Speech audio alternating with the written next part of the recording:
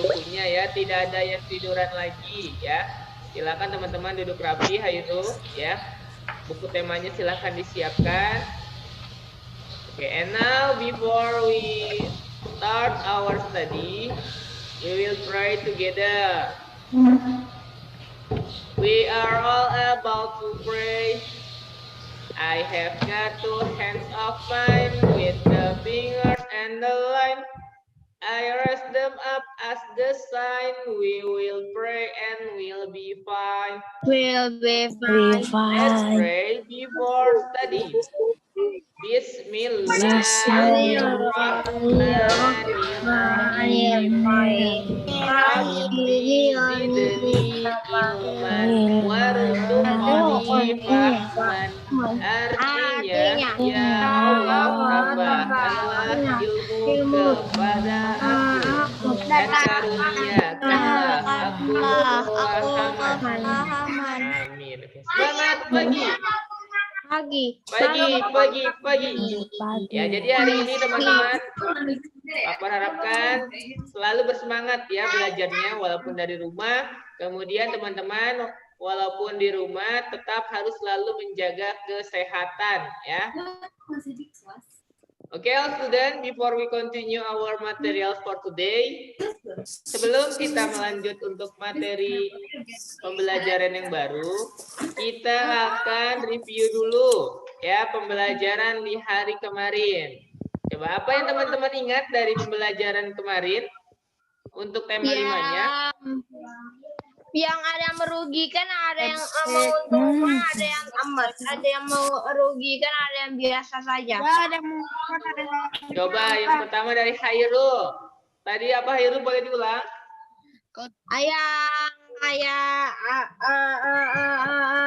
Kayak ada yang merugikan, ada yang menguntungkan, ada yang tak kena dampak, ada yang merugikan. Itu tentang apa? Apa ya? Itu tentang simbiosis. Simbiosis itu di pertemuan sebelumnya. Kalau yang di hari kemarin, coba kita belajar tentang apa? Oh ya, kita belajar tentang rantai makanan. Coba tanpa melihat buku. Oke. Coba kalau tari apa ya? Tari apa? Merak. Tari merak. Tari merak berasal dari mana, teman-teman? Jawa Barat. Jawa Barat. Siapa yang masih ingat properti tari merak itu apa saja yang digunakan? Selendang, baju. Burung merak. Itu sayap ya. Selendang. Sayap. Itu. Kemudian apa tuh? Apa yang di kepala? Mahkota. Kemudian apa lagi? Cicak. Anting. Ya, hiasan di telinga. Kemudian ada lagi? Rok. Iya, ada lagi rok. Kemudian untuk di ininya ya, hiasan sanggulnya. Itu beberapa properti yang digunakan pada tari merak, ya. Tari merak terinspirasi gerakannya dari tentu ya gerakan burung merak, ya. Karena dia itu indah merak. Tarian burung merak itu salah satu tujuannya yaitu untuk menarik perhatian burung merak betina, ya. Mohon maaf untuk yang jantannya ya. Kemudian teman-teman mempelajari apa lagi? Jaring-jaring makanan. Jaring-jaring makanan. Apa yang dimaksud dengan jaring-jaring makanan?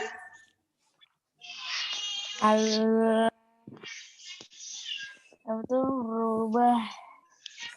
berubah apa sih? Siapa yang masih ingat apa yang dimaksud dengan jaring-jaring makanan? Jaring-jaring makanan adalah tentang apa ya? Jaring-jaring makan itu seperti apa ya? Tunggu. Jaring-jaring makanan itu seperti rantai makanan tapi lebih besar, lebih kompleks. Seperti ayam di Ya, ayam dia makan. apa? Lebih kompleks, lebih banyak makhluk hidupnya ya pada jaring-jaring makanan itu. Ya, dalam satu jaring-jaring makanan, di satu makhluk hidup itu bisa lebih dari 2 ya untuk proses makan dan dimakannya. Tetapi kalau rantai makanan hanya satu saja memakan makhluk hidupnya ya.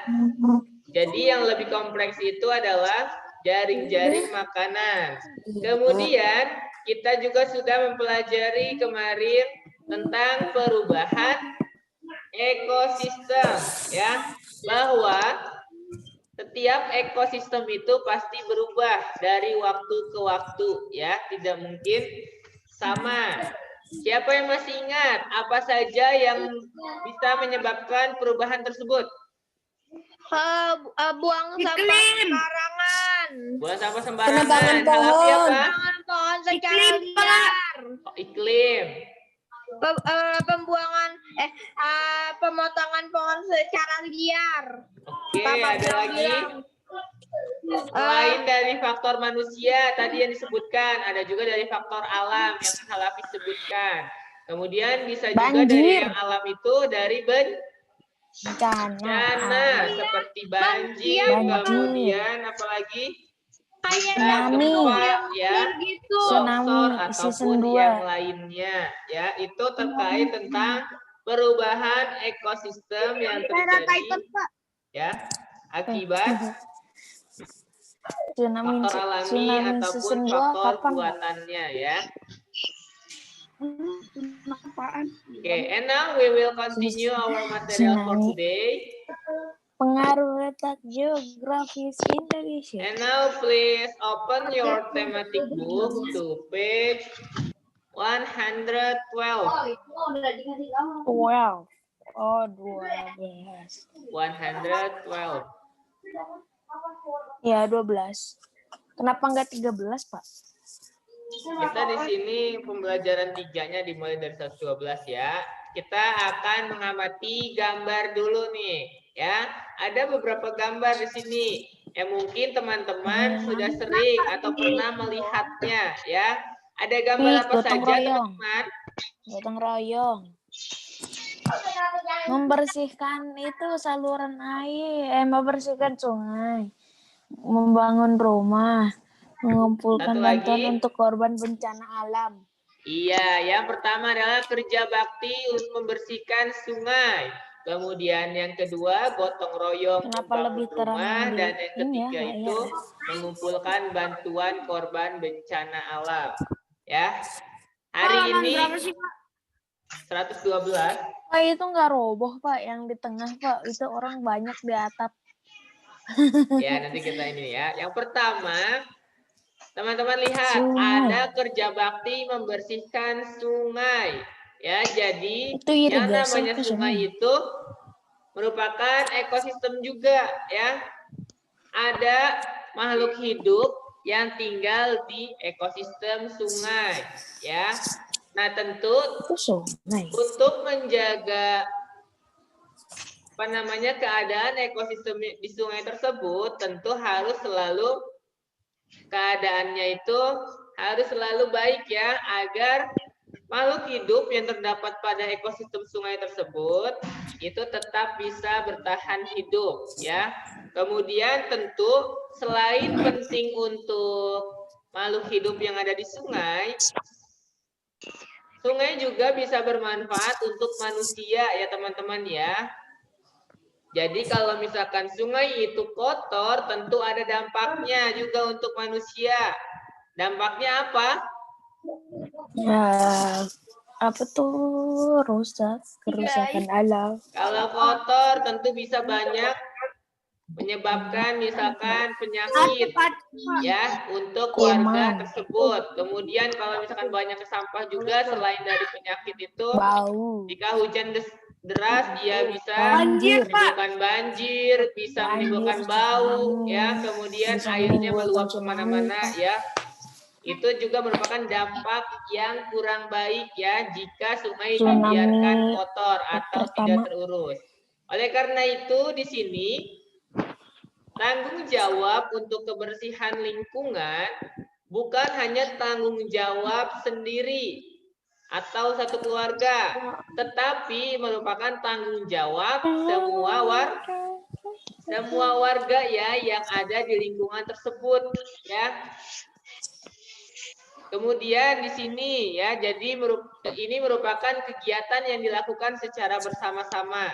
Nah, tentu ini banyak hal positif yang ditimbulkan atau terwujud dari kegiatan ini. Contohnya, ketika kerja bakti membersihkan sungai, pasti banyak manfaatnya. Apa saja manfaatnya, teman-teman? Lingkungan jadi bersih, Ya, tidak bau, yang dan pertama untuk tidak ada sungainya penyakit. kira-kira atau Bersih. untuk lingkungannya. Tadi Tidak akan- menjadi bersih tentu. tidak akan Kemudian apa banjir. lagi? Tidak akan banjir. Iya, kalau sungainya bersih, terawat, insya Allah tidak akan terjadi Meringankan banjir. ancaman Kemudian apa? banjir. Terus jauh dari penyakit. Bisa ya, karena kalau sungainya bersih, airnya bersih, itu pasti lingkungannya pun sehat ya. Kemudian apa lagi? Agar mendapatkan makanan yang bersih, ikanannya kan nanti agar makanan tidak mengurang. Kan kalau kita buang-buang mulu ke sungai, limbahnya nanti kotor, nanti ikan nggak bisa hidup. Habis itu ikannya mati, nggak bisa dimakan. Habis itu kita nggak bisa makan ikan lagi deh. Oh, Yang itu simpel. menurut Khairul itu terkait tentang ekosistem yang ada pada sungai tersebut ya. Oke, good job. Yang lain? Anything else?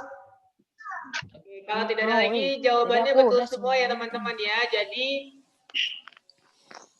bisa berdampak untuk lingkungan, bisa berdampak juga untuk manusia ya, bahwa terkait kebersihan sungai ini ya.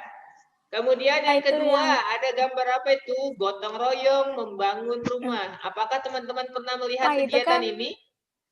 Pak, kan itu kan tiangnya kayu ya. Orang banyak di atas atap, kok nggak roboh, Pak? Karena kan di sini kuat. Kreditan.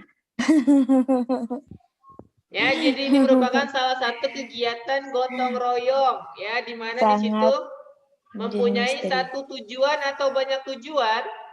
Banyak tujuan. Kalau gotong royong mempunyai satu tujuan atau banyak tujuan? Banyak, Pak. Coba Banyak contohnya lah. di sini tujuannya apa kalau di kegiatan yang kedua? Membangun rumah. Kalau banyak apalagi selain membangun rumah? Meningkatkan Bisa rasa bertemu. solidaritas. Kebun, Pak. Bisa Ya, tentu kalau tujuan berdasarkan kegiatannya ini hanya yaitu untuk Membangun membangun rumah ya. Jadi di situ kegiatan gotong royong tujuannya ini adalah membangun rumah yang dilakukan detik-detik secara rumahnya pun bersama-sama. roboh. Kalau untuk mewujudkan tadi rasa persatuan itu merupakan sikap yang bisa muncul dari kegiatan gotong royong ya teman-teman. Nah di sini selain Detik-detik rumahnya roboh. coba kira-kira Pak bertanya kenapa gotong royong bisa menimbulkan rasa persatuan dan kesatuan? Karena kan rame-rame. Sama antar orang Menjadi nanti tidak rukun. Oke Pak Akbar mulai dulu dari Halafi, silakan Halafi. Soalnya kalau gotong royong kan tuh banyak Pak orangnya, jadinya merasa bersatu gitu Pak, saling membantu gitu Pak, keren. Good Oke, job. terima kasih Halafi, good job. Khairu, Apa? kenapa tadi kegiatan gotong royong bisa menimbulkan rasa persatuan dan kesatuan? Karena kita bertemu antar orang yang tidak kita kenal. Kita Lalu ini kita membangun rumah, bekerja bukan sama bertemu. dan kita bererat gotong royong kayak gitu kita. Oke, terima kasih. Coba siapa lagi? Mungkin Arya ataupun yang lainnya? Yana, Syahla, Syifa, Itu membuat rukun, Pak. Bintang. Karena itu banyak. Karena ini banyak orangnya. Bisa roboh. Apa? Insya Allah itu kuat ya. Silakan Bintang. Kalau roboh kasihan juga ya, tapi bikin ngakak. Apa? Bintang mau menyampaikan apa? Bentar. Menyampaikan kalau orang itu bakal jatuh.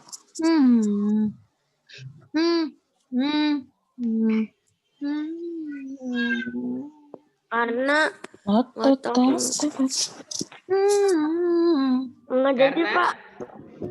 Nggak jadi Pak, nggak jadi. Lupa kenapa? Pak.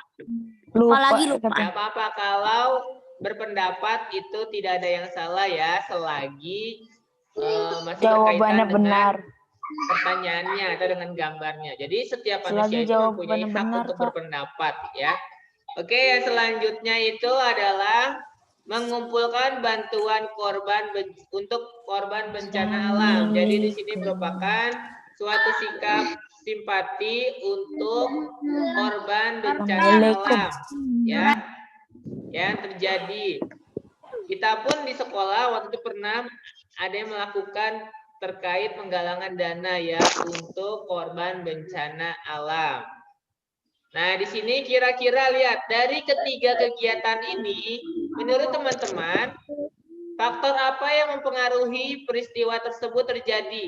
Kira-kira kenapa manusia itu kerja bakti ya untuk membersihkan sungai, kemudian kenapa harus melakukan gotong royong, dan kenapa harus mengumpulkan bantuan untuk korban bencana alam? Kira-kira karena apa? Nih, ketika teman-teman misalkan ingin membantu orang lain, kira-kira apa yang membuat teman-teman itu ingin membantu orang tersebut? Coba Hairu. Apa-apa? Menurut Hairu nih, ketika misalkan kita ingin membantu orang lain, nah biasanya kan ada hal-hal yang mendorong kita ingin membantu kan? Kira-kira karena apa? Karena kelihatannya mereka kesusahan. Ya, bisa juga karena mereka membutuhkan pertolongan kita. Ya.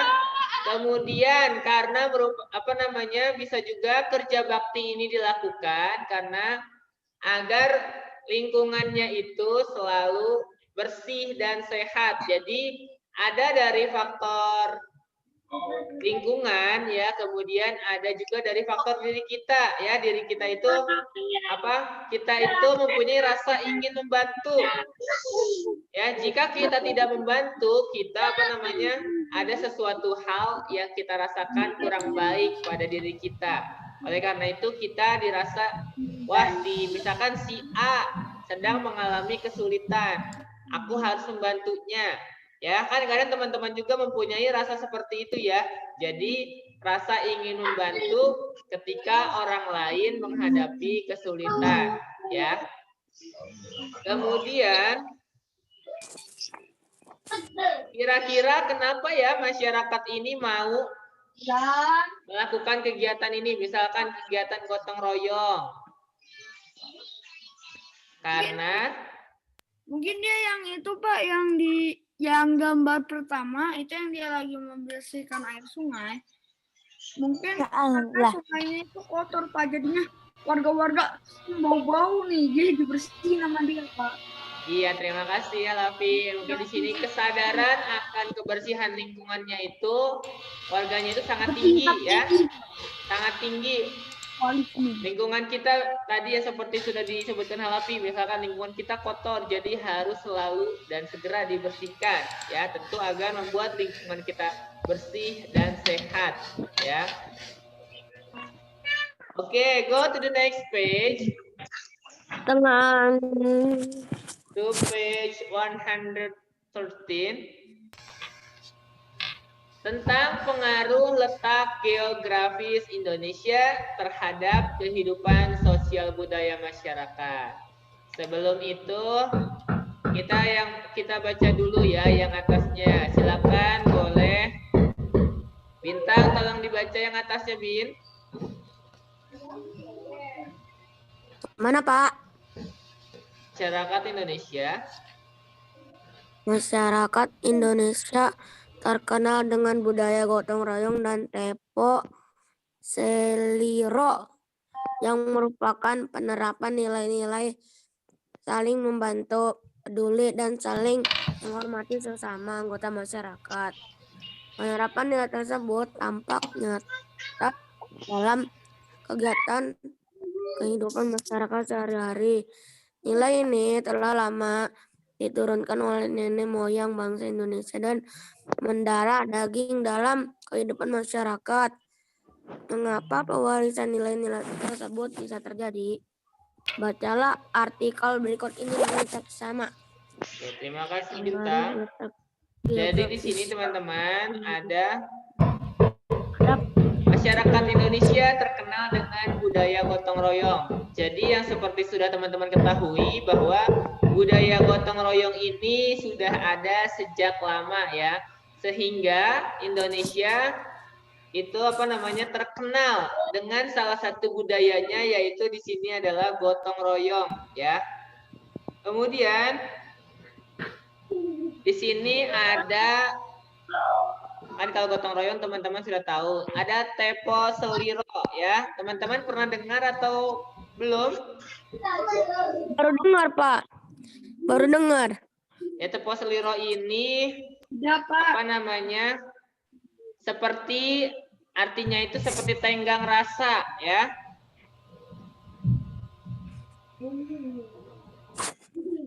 Seperti tenggang rasa ya untuk artinya. Kemudian nah di sini bahwa penerapan nilai-nilai itu saling membantu, peduli, dan saling menghormati sesama anggota masyarakat. Penerapan nilai tersebut tampak nyata dalam kehidupan masyarakat sehari-hari ya. Jadi yang namanya kegiatan gotong royong itu pasti sering terlihat dalam kegiatan sehari-hari. Contohnya tadi ketika membantu atau kegiatan gotong royong untuk membangun rumah ya. Dan hal lainnya yang tentu dilakukan secara bersama-sama ya untuk mencapai tujuan bersama. Nah, itu yang dimaksud dengan gotong royong. Kemudian di sini yang akan kita pahami selanjutnya adalah tentang pengaruh letak geografis Indonesia terhadap kehidupan sosial budaya masyarakat. Pengaruh itu adalah dampak. Kira-kira dampaknya apa nih? Letak geografis Indonesia terhadap kehidupan sosial budaya masyarakat. Siapa yang masih ingat arti dari budaya? Aku. Apa Bintang? Arti budaya, Pak. Ya, pengertian budaya.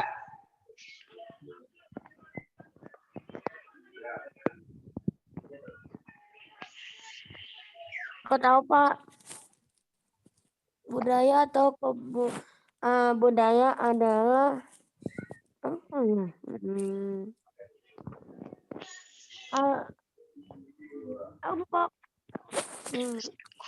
Pengertian budaya apa ya, lupa aku, Pak. Oke, tidak apa-apa. Coba yang lain. Aku tahu, Pak. Budaya adalah suatu cara hidup yang berkembang dan dimiliki bersama oleh sebuah kelompok orang. Nah. Ya, terima kasih Bintang. Itu sedikit pengertian budaya ya yang Bintang jelaskan. Jadi budaya ini dia bisa bersumber atau berasal dari akal ataupun adat istiadat yang ada pada suatu daerah. Nah, setiap negara ataupun setiap daerah yang ada di Indonesia tentu memiliki budaya yang sama atau yang berbeda-beda.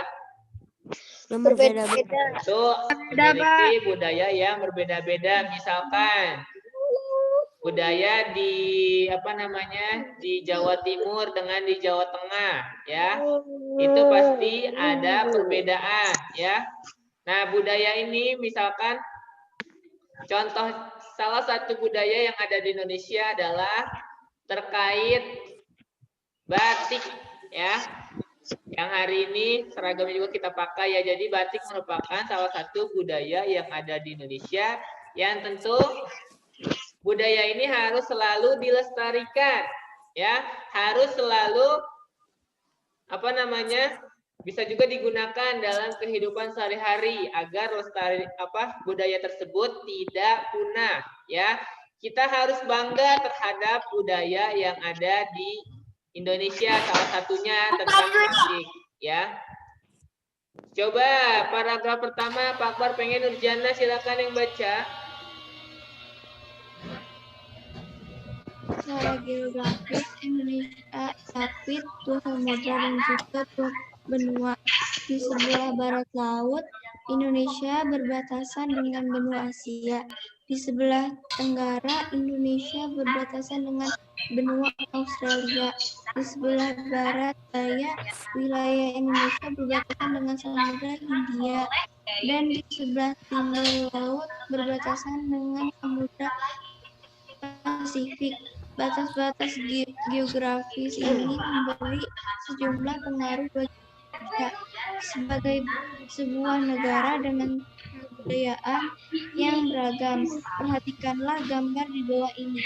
Terima kasih Nurjana. Teman-teman boleh ketika ada yang membaca, teman-teman boleh sambil mendengarkan atau membaca juga dalam hati, ya, untuk terkait teks ini, ya, agar kita nanti ketika ada pertanyaan tentang pikiran utama atau pokok pikiran, teman-teman sudah bisa memahaminya, ya. Nah, di sini yang pertama adalah tentang letak geografis Indonesia. Apa yang dimaksud dengan letak geografis? Ada yang masih ingat? Jadi letak geografis adalah apa, Hiru? Letak geografis adalah suatu letak seperti letak negara, letak rumah, letak letak apa aja. Ya, letak geografis adalah letak suatu daerah atau negara yang dilihat dari kenyataannya di bumi, ya, itu secara geografis. Jadi dilihat dari kenyataan di bumi, ya, negara atau kota itu. Kemudian di sini yang sudah kita ketahui bahwa secara geografis Indonesia itu diapit oleh dua samudra dan dua benua. Samudra apa saja? Pasifik. Samudra Pasifik dan Samudra Hindia. Iya, Samudra Pasifik dan Samudra Hindia itu samudra, ya. Kalau benuanya benua apa? Asia dan Australia. Benua Asia dan Australia, ya. Itu teman-teman harus hafal, ya. Letak geografis Indonesia, ya. Nah, kemudian di sini selanjutnya bahwa di Indonesia itu tentu memiliki perbatasan ya dengan daerah lain atau dengan negara lain. Seperti di sini ada di sebelah tenggara berbatasan dengan benua Australia. Kemudian di sebelah barat daya berbatasan dengan Samudra Hindia, ya, dan yang lainnya. Nah, tentu hal tersebut memiliki dampak, ya, atau memiliki pengaruh bagi negara dengan kebudayaan yang beragam. Ya, selain kita memiliki keragaman suku, agama, ras, kemudian yang lainnya, kita juga memiliki keragaman budaya. Nah, ini merupakan salah satu dampak dari letak geografis. Jadi itu, ya, salah satu letak geografis kita memiliki keragaman budaya yang ada di Indonesia, ya. Kemudian coba paragraf keduanya boleh tolong dibaca sama Zeus. Letak yang sangat strategis ini memberikan pengaruh sosial budaya yang besar terhadap kehidupan masyarakat Indonesia. Bangsa Indonesia menjadi bangsa yang terbuka untuk berinteraksi dan bekerja sama dengan bangsa lain yang ada di sekitarnya. Bangsa Indonesia menyadari pentingnya bekerja sama, saling membantu, dan peduli terhadap kehidupan masyarakat negara sekitarnya. Bangsa Indonesia juga menyadari bahwa negara-negara yang berada di sekitarnya akan menjadi kekuatan tersendiri yang dapat mendukung perkembangan dan pertumbuhan bangsa Indonesia sebagai sebuah negara. Oke, terima kasih, Zeus. Nah, di sini yang kedua, bahwa letak negara kita atau letak negara Indonesia ini sangat strategis ya. Oleh karena itu bisa memberikan pengaruh sosial budaya yang besar terhadap kehidupan masyarakat kita ya. Bangsa Indonesia menjadi bangsa yang terbuka untuk berinteraksi dan bekerja sama dengan bangsa lain yang ada di sekitarnya. Ya, bahwa yang teman-teman ketahui, walaupun negara kita sudah negara yang bagus ya, mempunyai banyak sumber daya, tentu kita harus bekerja sama dengan negara-negara lain ya. Harus selalu berinteraksi dengan negara-negara lain ya, baik itu bisa di bidang ekonominya ataupun bisa di bidang politiknya dan hal lainnya ya. Itu kita harus melakukan kerjasama ya, sama dengan bangsa-bangsa lain pun atau negara-negara lain pun harus selalu melakukan kerjasama ya, agar selalu dalam kehidupannya itu bisa tercukupi ya, ataupun yang lainnya terkait kerjasama tersebut ya. Nah, kemudian di sini bahwa bangsa Indonesia juga menyadari ya, negara-negara yang berada di sekitarnya akan menjadi kekuatan tersendiri yang dapat mendukung perkembangan dan pertumbuhan bangsa Indonesia sebagai sebuah negara. Jadi yang seperti teman-teman sudah ketahui, negara-negara yang berbatasan dengan Indonesia itu tentu memiliki pengaruh ya terhadap negara Indonesia ya, dan memiliki kekuatan tersendiri yang dapat mendukung bangsa kita ya. Kemudian paragraf terakhir di sini bahwa wilayah Indonesia itu terdiri atas ribuan pulau ya, kurang lebih ada 17.000 pulau dari yang besar sampai yang kecil. Oleh karena itu negara Indonesia mendapat julukan juga dengan negara kepulauan ya, bahwa negara kita ini banyak pulau dari yang besar seperti Papua, Kalimantan, Sulawesi, Jawa dan Sumatera. Kemudian ada yang kecil, Laut Timur ya, dan yang lainnya. Samudra Hindia itu merupakan pulau-pulau kecil yang dimiliki oleh Indonesia ya. Oke, tadi berdasarkan teks 3 paragraf yang sudah dibacakan dan sudah teman-teman dengarkan, kira-kira yang nomor 1 tadi tentang apa ya pikiran utamanya? Kita akan lihat lagi ke teksnya ya. Di paragraf 1 teman-teman silahkan lihat. Pak Klar, itu halaman berapa Pak? Masih di halaman 113 dulu. Kita akan perhatikan paragraf pertamanya dari yang sudah dibacakan tadi ya. Kita akan menentukan pokok pikiran dari paragraf ini atau bacaan ini. Coba diperhatikan lagi. Paragraf 1 itu tentang apa? Geografis. Tentang apa? Letak geografis. Iya, betul. Tentang letak geografis Indonesia. Teman-teman boleh sambil isi di halaman 114. Pikiran utama dari paragraf 1 adalah tentang letak geografis Indonesia. Good job tadi yang menjawab ya. Aku Pak, I go to the classroom. Oke, silahkan. Yang sekarang paragraf kedua.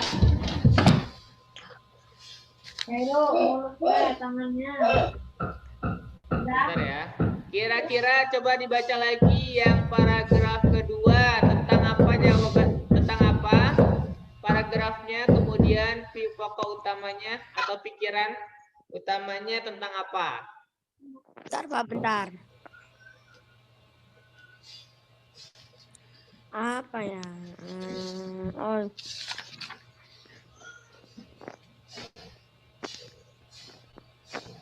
Tadi ya nomor 1 sudah betul teman-teman ya jawabannya ya.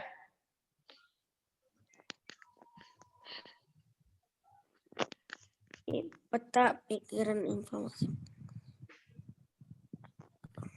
Nah, lihat di apa namanya? Lihat di kalimat awal, kemudian di kalimat-kalimat selanjutnya kira-kira itu.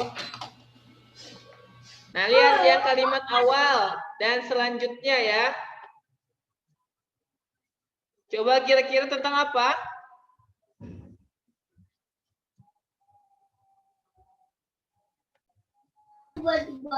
Coba Zeus, Syahla, Hamzah, kira-kira paragraf 2 itu tentang apa? Bentar, Pak, bentar.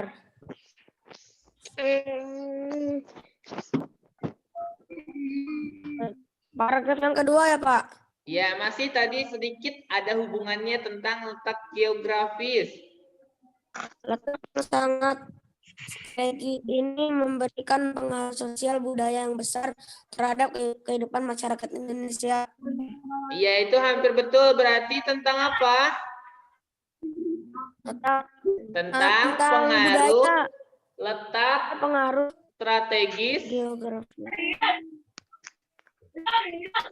geografis Indonesia ya. Jadi tentang pengaruh letak Indonesia yang strategis. Tadi pengaruhnya sudah Bintang bacakan ya. Jadi paragraf kedua silakan boleh diisi tentang pengaruh letak Indonesia yang strategis. Nah, di situ kan dijabarkan di sini bahwa letak yang sangat strategis ini memberikan pengaruh. Di bawahnya itu lihat banyak yang menjelaskan atau kalimat penjelasnya yaitu tentang letak strategis Indonesia ya atau letak geografis Indonesia yang strategis. Kalau paragraf ketiganya kira-kira tentang apa ya teman-teman?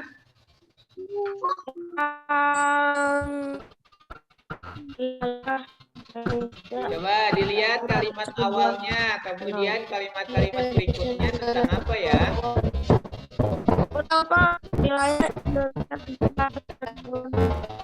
Iya betul, bahwa yang ketiga ini tentang wilayah Indonesia terdiri atas ribuan pulau ya.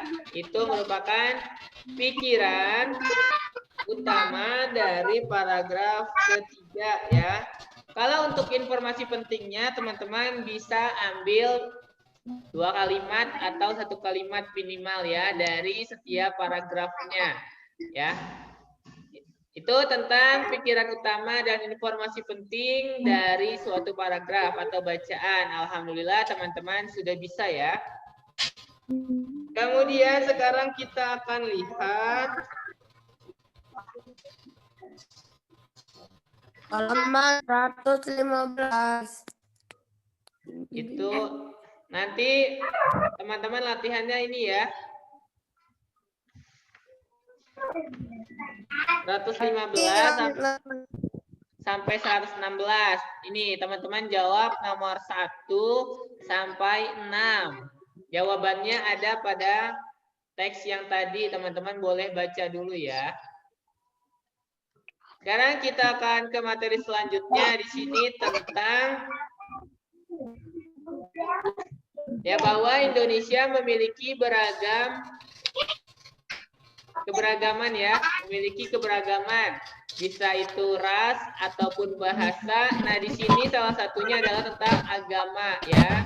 Bahwa yang sudah kita ketahui terkait tokoh-tokoh di buku tema 5 ini terdapat beberapa anak yang berbeda agama tetapi tetap bersatu ya.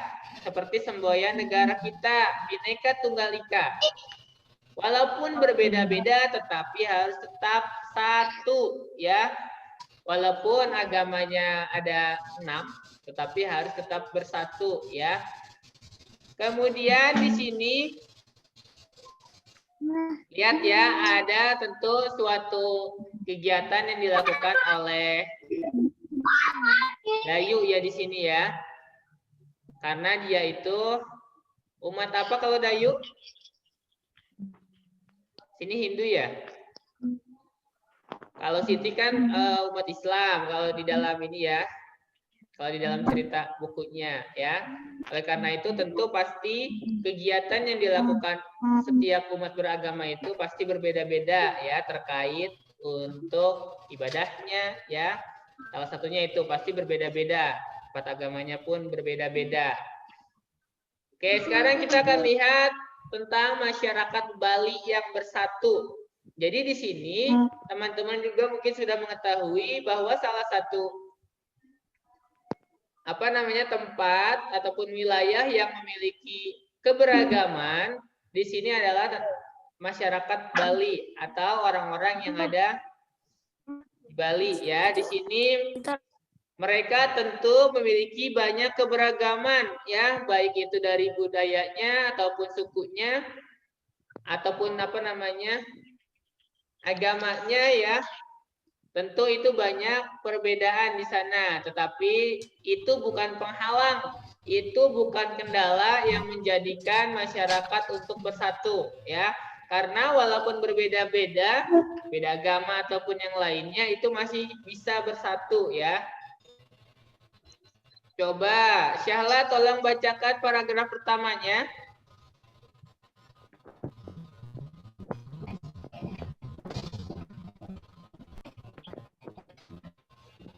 Ada Syahla? Oke, kalau belum siap,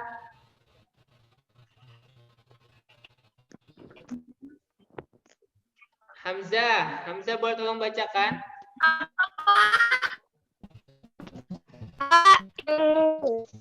Masyarakat Bali yang bersatu.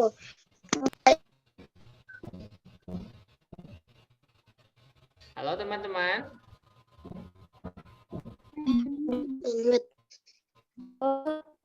Yang bersatu. Enggak.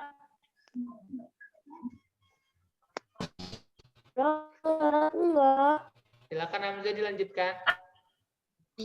Banyak bangsa mengagumi kehidupan masyarakat Indonesia yang sangat beragam, tetapi dapat hidup berdampingan dengan damai. Banyaknya pulau mencerminkan juga banyaknya kehidupan sosial dan budaya yang ada. Setiap suku yang hidup di suatu daerah mempunyai kehidupan sosial dan budaya yang khas dan unik. Dan bagi banyaknya bahasa yang digunakan oleh masyarakat tersebut. Dan itu justru menjadi kekuatan bangsa Indonesia. Perbedaan tersebut memberat masyarakat Indonesia untuk tetap berada dalam naungan negara kesatuan Republik Indonesia. Ya, terima kasih Hamzah bahwa di sini banyak bangsa yang mengagumi kehidupan masyarakat Indonesia yang sangat beragam ya. Mulai dari sukunya, mulai dari budayanya, mulai dari bahasanya. Itu banyak bangsa dari negara lain yang sangat kagum ya. Tetapi dapat hidup berdampingan ya, itu yang membuat kagum. Banyak perbedaan-perbedaan tetapi masyarakat Indonesia tetap bisa bersatu ya. Kemudian di sini tentunya berdampingan dengan damai. Ya, tentu itu menjadi hal yang menarik ya untuk orang lain yang berada di luar negara Indonesia yang menjadi berpikir, kok bisa ya bangsa Indonesia itu tetap hidup damai walaupun memiliki banyak perbedaan ya. Itu merupakan suatu kekaguman yang dimiliki oleh bangsa lain terhadap bangsa Indonesia.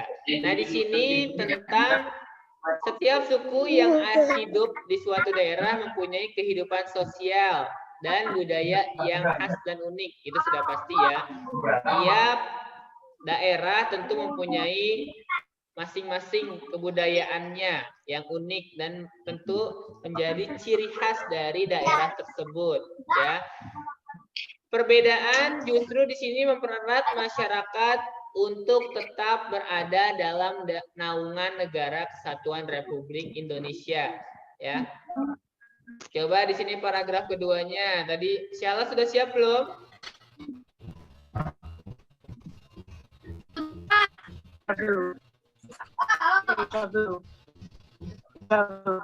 Silakan Syala. Syahla.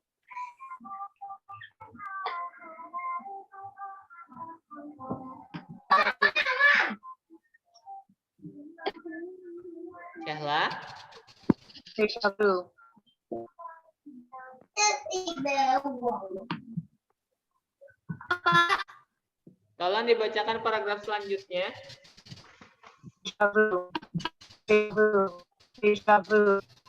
Paragraf 118 setelah ini yang di screen. Sejarah telah menunjukkan. Paragraf 2, Pak. Kenapa?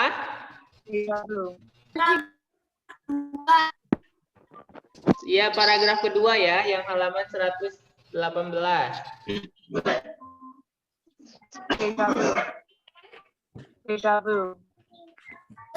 Sejarah telah menunjukkan betapa terbukanya masyarakat Indonesia terhadap masyarakat lain yang berbeda.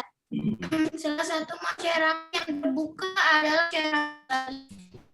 Pada sekitar abad ke-16, Bali diperintah oleh raja dalam Waturenggon 1440 sampai 1550. Satu raja bersama dengan rombongan mengadakan kunjungan ke kerajaan Majapahit di Jawa Timur.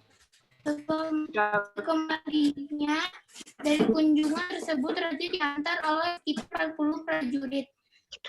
Kerajaan Majapahit yang beragama Islam hingga sampai kembali di Pulau Bali. Ketika kepemimpinan Raja Elang Waturenggon, semua prajurit yang beragama tersebut diizinkan tinggal dan menetap di Bali yang penduduknya beragama Hindu. Saat itulah bentuk komunitas Islam di Bali. Mereka pun mendirikan sebuah masjid yang dipercaya sebagai masjid pertama di Bali. Itu diberi nama Masjid Gel-Gel. Ya, terima kasih Syahla. Di sini bahwa ada suatu sejarah ya yang menunjukkan tentang terbukanya masyarakat Indonesia terhadap masyarakat lain yang berbeda ya. Salah satunya di sini masyarakat yang terbuka adalah masyarakat Bali ya. Pada sekitar abad ke-16 ketika diperintah oleh raja dalam Waturenggon ya. Itu bersama rombongannya mengadakan kunjungan ke kerajaan Majapahit di Jawa Timur. Nah, sekembalinya raja tersebut diantar oleh 40 prajurit ya, satu raja itu diantar oleh 40 prajurit yang beragama Islam ya, hingga sampai kembali di Pulau Bali. Nah, ketika kepemimpinan raja tersebut, semua prajurit yang beragama Islam tersebut diizinkan tinggal dan menetap di Bali yang penduduknya beragama Hindu. Jadi itu merupakan salah satu tentang perbedaan yang ada tetapi tidak menghalangi untuk tetap hidup secara damai ya, hidup secara berdampingan ya.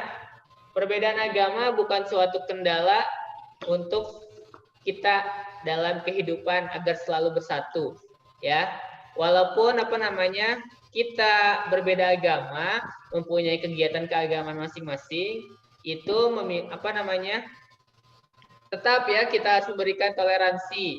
Tetapi ketika kita sedang berinteraksi ataupun yang lainnya, itu tentu kita harus tetap menjunjung tinggi ya bahwa Indonesia ini tetap bisa bersatu ya walaupun banyak perbedaan ya. Itu tentang ini, lihat ya, ada gambar di halaman berikutnya di halaman 119. di sini ada umat Islam yang sedang melakukan ibadah. Kemudian di sini ada yang menjaganya ya. Ya, menjaganya ini bukan umat Islam ya, tetapi mereka tetap memiliki jiwa ya untuk menjaga masyarakat lainnya walaupun berbeda agama ya di sini ya. Jadi ini yang salah satu yang menunjukkan bahwa walaupun berada dalam perbedaan-perbedaan ya di negara kita, tetapi kita tetap bisa bekerja sama dan bersatu ya untuk memajukan negara Indonesia. Ya. Oke teman-teman, ini untuk materi hari ini. I think that's all for today for thematic. Do you have any question?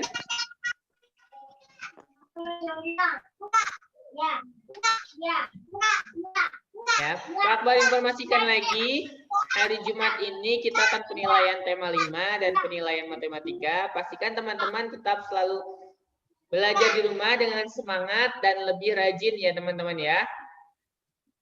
Dan tentunya pasti harus